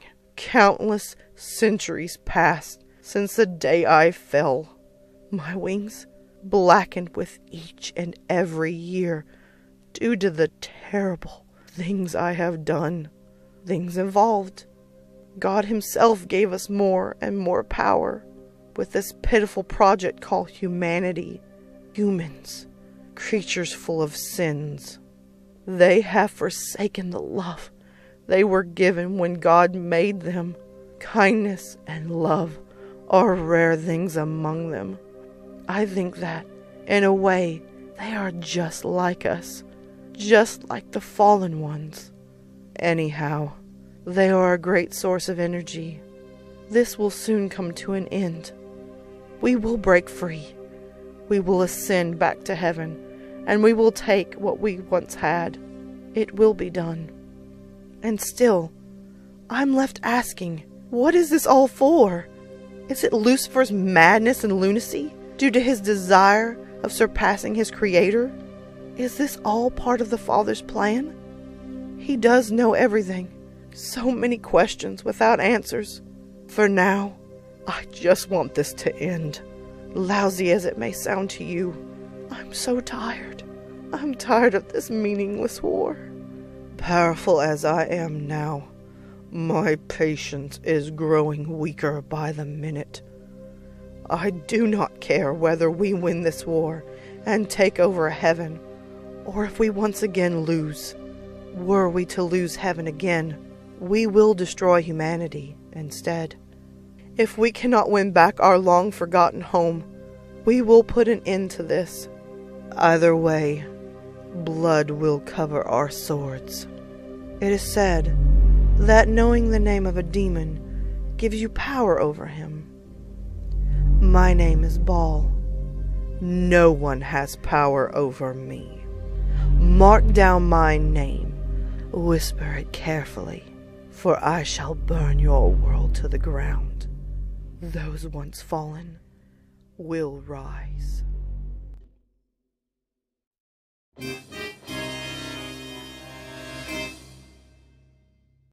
Mr. Saberine.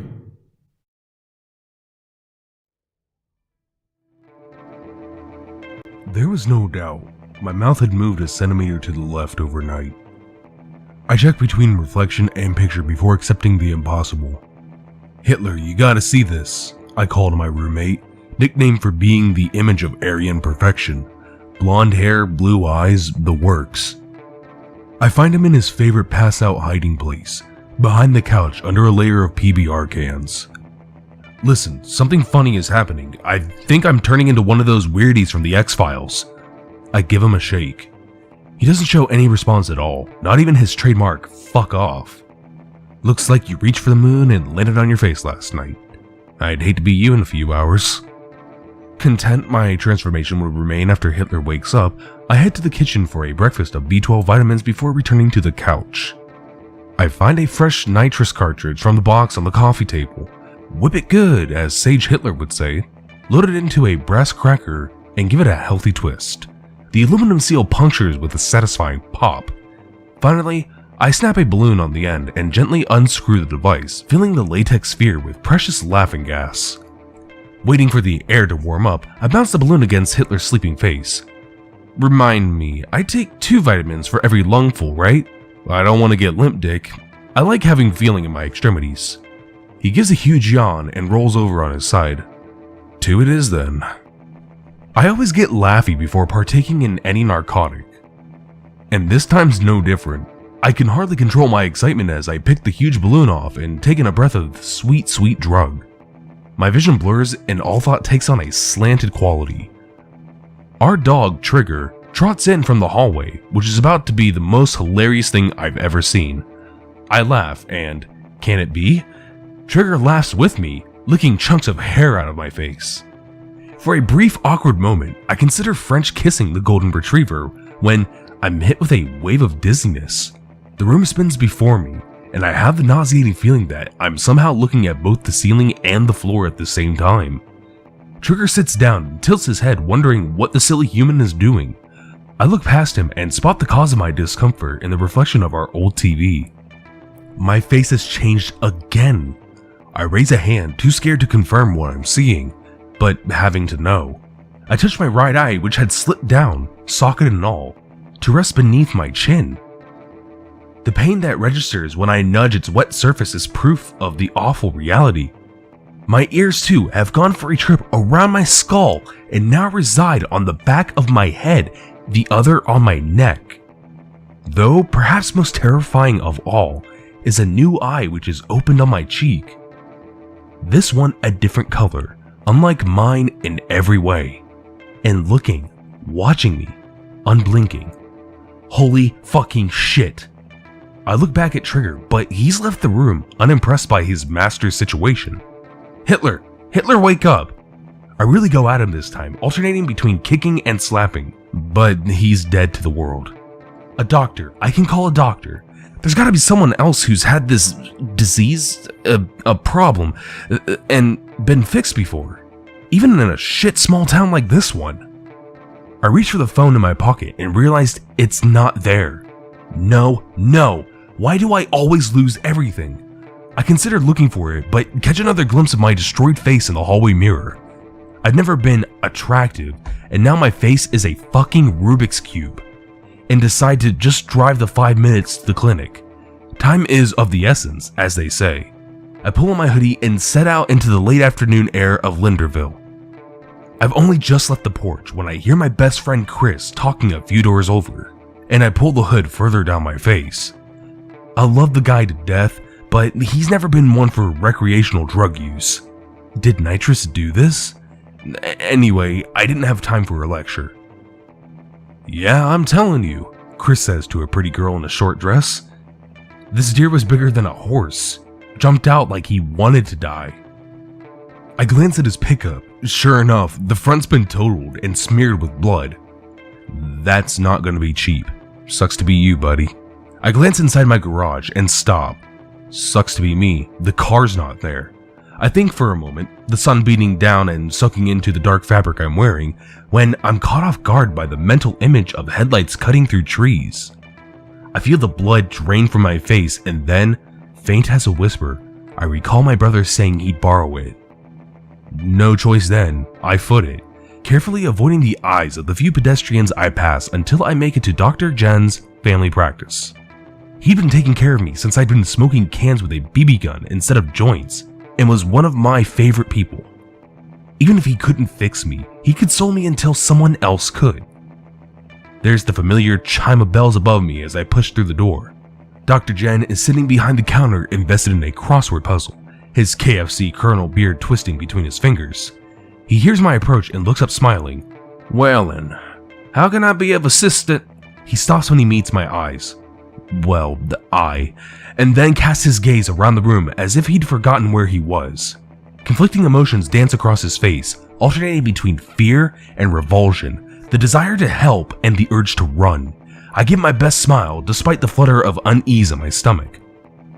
"Get out," he says with such finality that it catches me off guard. This wasn't what I'd expected from the man who'd given me suckers for booster shots. "Dr. Jen," I start, but then he stands up and shouts, "Get out! Get out of here, whatever you are, and don't come back!" His eyes bug out, and his lemon tea falls to the ground with a twinkle of glass and ice. Never had I been rejected so outright by someone I cared and respected. It hurts in a way I hadn't experienced since childhood. A loss of control, I suppose, or a challenge to what you thought you knew as a fact. I back out the door, bells jingling overhead, and run to the only person I knew who would never reject me, never run in fear. Day has moved on towards dusk when I finally arrive at the gates of Cedar Hill Cemetery. It must be a holiday because I'm not the only one who's chosen today for a visit. A large procession of people mill around the stones, leaving flowers and tears on the graves of their relatives. I look up at the overcast sky, perfect weather for a depression session. My dad's headstone stands near the middle of the manicured lawn. I could find it eyes closed. I'd been here enough times, which is good because my face starts rearranging itself again, making me lose my balance but not my motivation. When I see the familiar mini pine tree, I quicken my stride. I'm practically running before I fall to my knees at the foot of his name, carved for eternity, until acid rain do ye part. Dad. It's not much, but enough to express all the wearing emotions inside me. I need you, Dad. What should I do? As if on cue, the voice of my brother Donnie drifts from behind me. This is a shitty situation we're in, huh, Eddie? I twist around, surprised, but he's not there. A woman glances up at me, meeting my gaze before returning to her mourning. Donnie, where are you? Well, he replies, I've been here, inside you. For a moment, I'm certain my heart has frozen solid. I slip my hands beneath the hood to the back of my head, and sure enough, a new mouth has formed beneath my mat of hair. It bursts into life, and I let out a yelp. Nothing? He says. I set up the perfect "that's what she said" for you. He starts laughing, and Jesus Christ, I can feel his mouth moving. I feel like I'm going to vomit. Donnie? I manage. Donnie, what's going on? Am I having a bad nitrous trip? There's no response except for the twitter of blue jays in the surrounding oaks. A light rain begins to fall, and one by one, the visitors pop up their umbrellas and reply. Eddie, he whispers, you know you're dead, right? The pitter-patter of rain swells, and I'm once again surprised at the number of people in the park that day. The sweet smell of rotting leaves reaches my nose and I hold it in, tasting it. Yes, I guess I had known. Some things are just harder to face than others. That man? 3 headstones over? I say. That's Richard Grady, isn't it? He's dead too. I feel the extra eye, his eye, swivel on my cheek towards the direction I'm pointing. That's him, Donnie replies. Used to piss him off so much in chem class. Remember when we set his desk on fire? I did when he mentioned it. He died 4 years after his wife, he continues. There was a rumor that he'd spend more time here than at home to be with her. Looks like old habits die hard. I watch the old man kneel over the grave of his equally deceased wife. There's an odd flicker emanating from his face that obscures his eyes, though I'm sure they're filled with grief. Something about the dead mourning the dead gives me the creeps. I shudder and put a hand on Dad's headstone to steady myself. It's not so strange really, my brother says. You were doing the same just now. I tremble again, disturbed by the fact that he just read my mind. How did it happen? Us dying, I mean. I realized I'd forgotten a pivotal moment in my life/death. Close your eyes. I do, and find myself walking through a forest with Danny at my side. We are hiking to the perfect camping spot in the nearby mountains of Perth. Something reflective catches my eye, and I call him back to help me. It's a mason jar, buried so that only the lid pokes out above the compact dirt.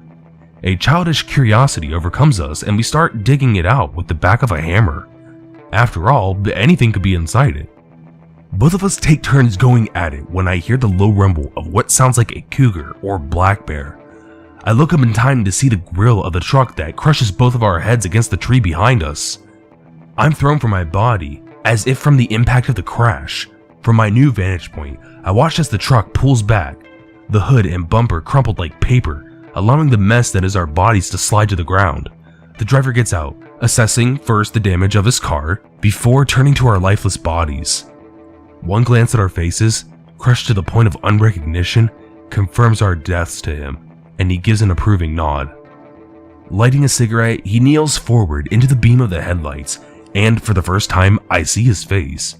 It's Chris, my old buddy Chris, who'd had a run-in with a suicidal deer. He loads our bodies into the back of his trunk, washes down the tree with bleach, and leaves. Good friends are hard to come by, huh? Donnie says from within and without my head. I open my eyes, and we're back at the cemetery. Night has swallowed day. Still, the mourners wander about the lawn, pausing to cry, sometimes giving into hysterics before continuing their march. Why did he do it? I ask. Why do any of us do anything? He replies. Personal gain. Even when we help others, we do it for the good feelings and butterflies we get, as much as we don't like to admit it. Doesn't seem like he helped either of us much. No, he agrees. This time was purely selfish. He did it for Lily. I hadn't the heart to tell you, but they've been sleeping together for a while now. You don't blame me, right, man? I mean, he was your best friend. It's hard to breach that kind of subject. Besides, I told you she was a bitch.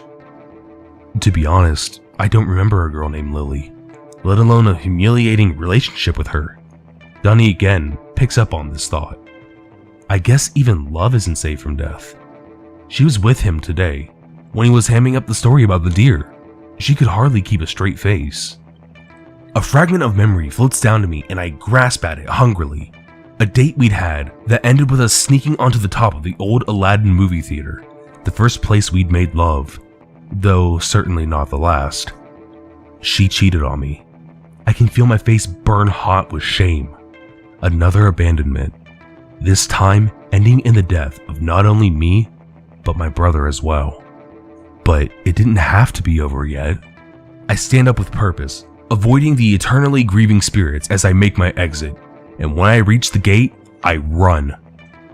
Why run? He says. We're dead. Wherever we want to be, that's where we are. We're standing inside Chris's house now, just outside his room. The door is shut, but I can hear him talking to the girlfriend he'd stolen. The seed of rage sprouts into a clawing thrush of vines. This is it, brother. His voice echoes more inside my head than out. You can make them pay. They killed us. They killed me, Eddie. His voice cracks for a moment, and I'm fed the memory of late-night gaming sessions together, fighting over the last beer and secrets told in confidence. You can't let him get away with it, big brother. You couldn't protect me, but you can make things even, make things fair. I think over what should be an easy decision, but it's not. Chris did the unspeakable, but did that mean I should return the favor? We'd been best friends since we were kids. Even if he'd forgotten that bond, it didn't mean I had to too. Suddenly, the room begins flickering in and out of focus like a strobe light. I'm reminded of Richard Grady and the same flashing light I'd seen slipping from his eyes. I know then, without explanation, that this is a crossroads. This is where I can forgive and surrender to the universe or unleash it on Chris. The image of Dad smiling and shaking his head blossoms in my mind, and with it, the flicker continues to grow. Love takes a long time to grow. Donnie pipes up again. Let's see how long their neck can stretch. Chris sits at the edge of his bed, still reeling from the phone call he'd received. Lily had slept through the whole thing, and though he considers waking her up with the news, decides against it. There'd be plenty of time for grief. Eddie's pickup had been found at the bottom of a cliff with his body crushed inside. The officer who told him this had explained he'd likely fallen asleep at the wheel, which wasn't uncommon at all. They suspected he'd been out for a night of camping, judging by all the gear scattered around the impact site. My best friend, Chris, marvels. Gone. God. I wonder how his mom's doing. First her husband, now her only child. He stands and heads for the door, thirsty for a drink. The sickness is the first thing he notices. It oozes up between his toes, causing the carpet to cling to his bare feet. He glances down to find a thickening pool of blood seeping from beneath the door, which swings open with awful finality. He has enough time to whisper, "Eddie?" before the air around him reverberates into a deep hum like a subwoofer, accented by the agonizing, elongating screams of his wife behind him. Breaking news coming to you to report that the innocent folks that were bitten and attacked by the Great Pumpkin are running wild all over town, attacking anyone they come in contact with. Take cover, folks. Will this madness ever end? More as this story develops. This has been brought to you by Grandpa's Tampons, now in pumpkin spice.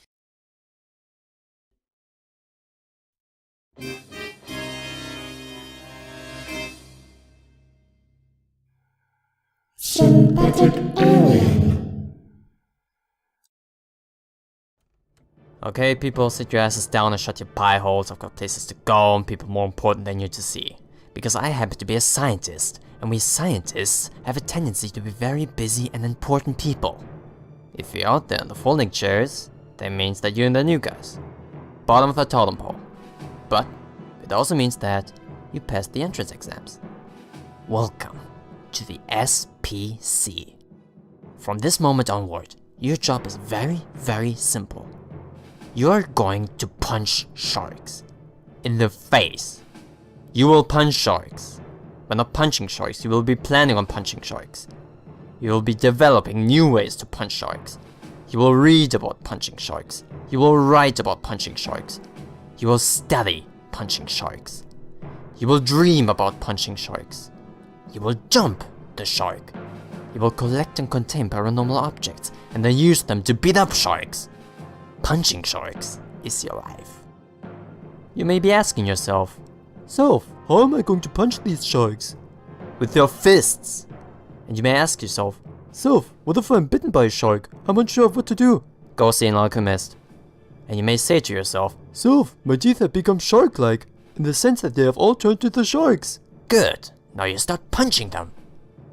It's an important job, mark my words. There are people out there, many people who just don't understand why. They don't realize how important our job is. You will be challenged, you will be mocked, you will be insulted, but you cannot lose sight of the goal. Your fist and the shark's face. Several years ago, a former employee asked me, why do we punch sharks? You know what I said to him? Sir, do you hate science? Are you a science-hating shark hugger? Do you approve of the non-science shark agenda? He said no, he wasn't. I punched him in the face anyway. Because he clearly was a closet shark. Because that's what we fucking do at the SPC. When you all came in here, there was a copy of Sun Tzu's The Art of Punching Sharks on your chair. You're all to have read that by the time you report in tomorrow morning. Now get out of here. These sharks aren't going to punch themselves. Because they don't have hands.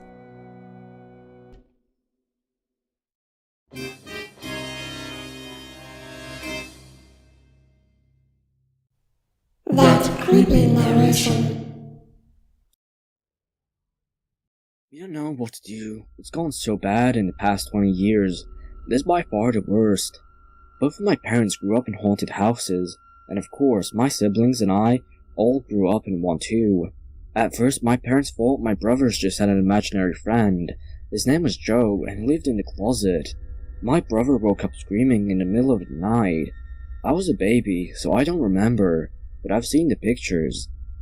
My parents ran in there, and he had blood all over his sheets, and 3 very long cuts down his back. They had bunk beds, and my other brother was on the bottom.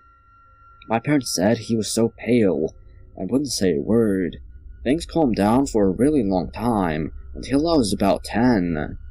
I had one of my friends staying over, and we were staying up really late playing games and doing what little girls do.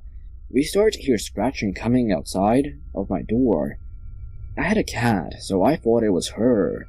I went to open it for her, but there was nothing there, so we just shrugged it off. Then it started again.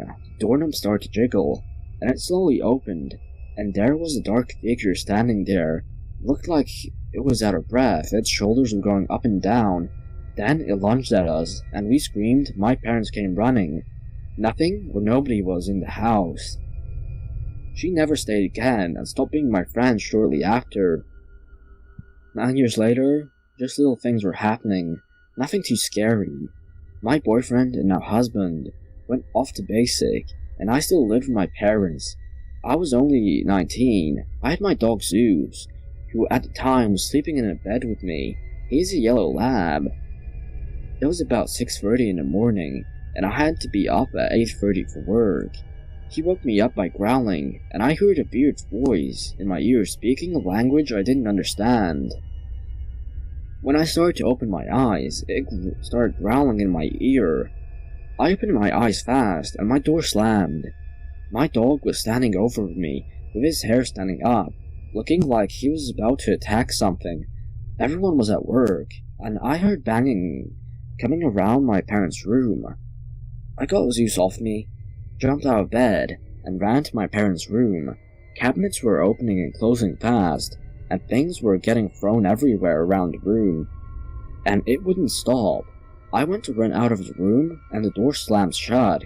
My dog is now running around the house, barking and growling. Started running into the door. I said fuck it, and got out of there. Then grabbed my work clothes, my dog, and got the hell out.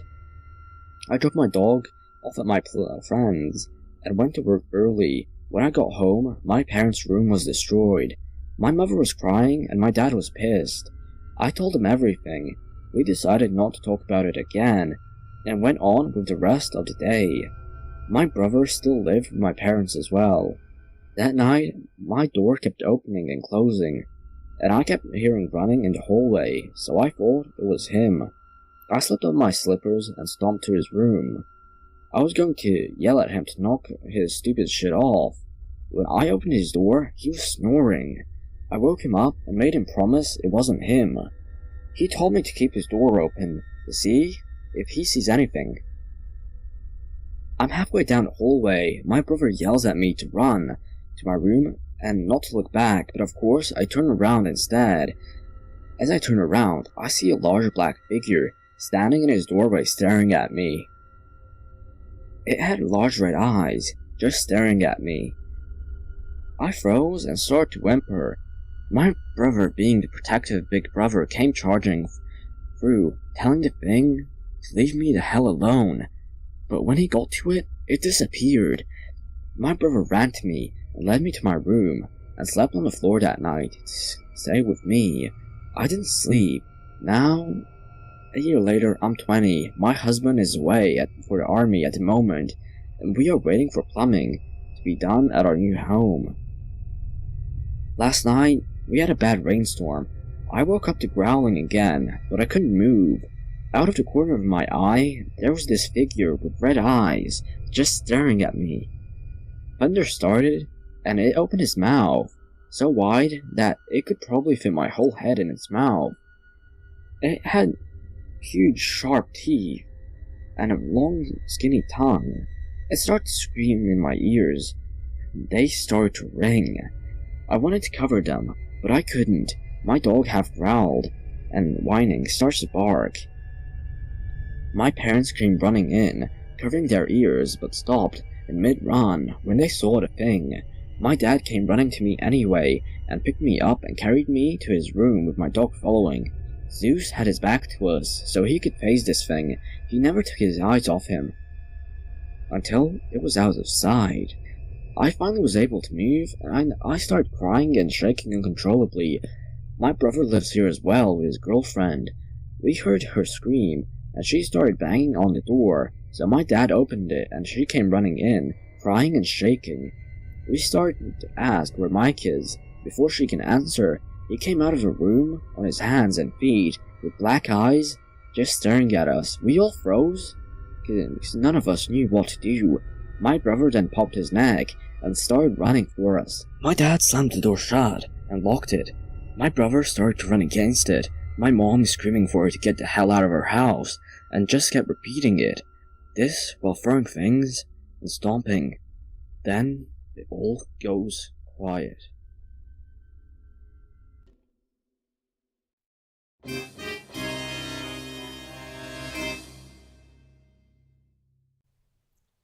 Cool cat.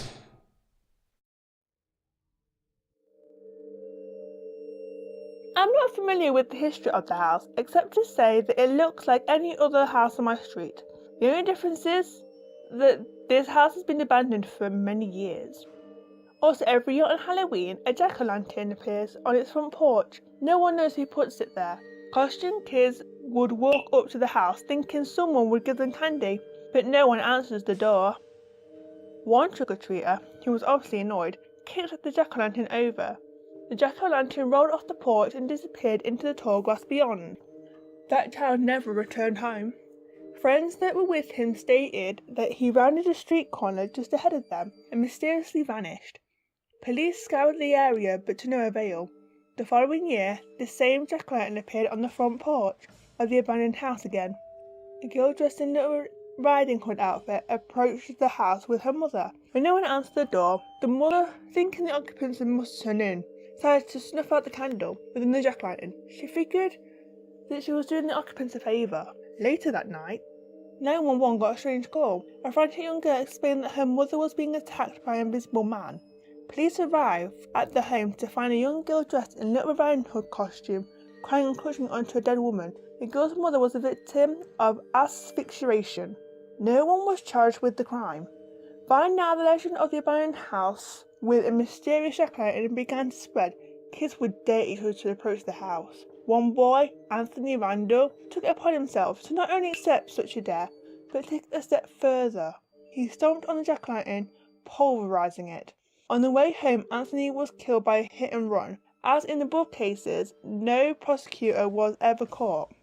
I decided this year to put a stop to this. I entered the abandoned house with 2 buckets full of candy and a falling chair I set myself up next to the jack-o'-lantern and waited. I presently greeted all the trick-or-treaters that came by. As nearing in, I looked at the jack-o'-lantern and said, "There, you won't harm anyone this year. I can save people from harm." Or so I thought. The following morning I woke in bed that was not my own. My confusion quickly gave way to the panic when I realised I wasn't in my house. I was in the abandoned house. I've been trying to get out for some time now, but the doors are bolted from the outside. I can't seem to break the windows. I pray someone will hear me and come to my rescue. But when I look out of the front window, all I see is jack-o'-lantern smiling at me. This is Jan Jansen coming to you live from the studio. If anyone is listening, I am all alone in the studio as it is under attack by the flesh-eating zombie massacre. They have gravitated toward the bright lights and sounds of the station. So we're all inside, hiding from the zombies right now.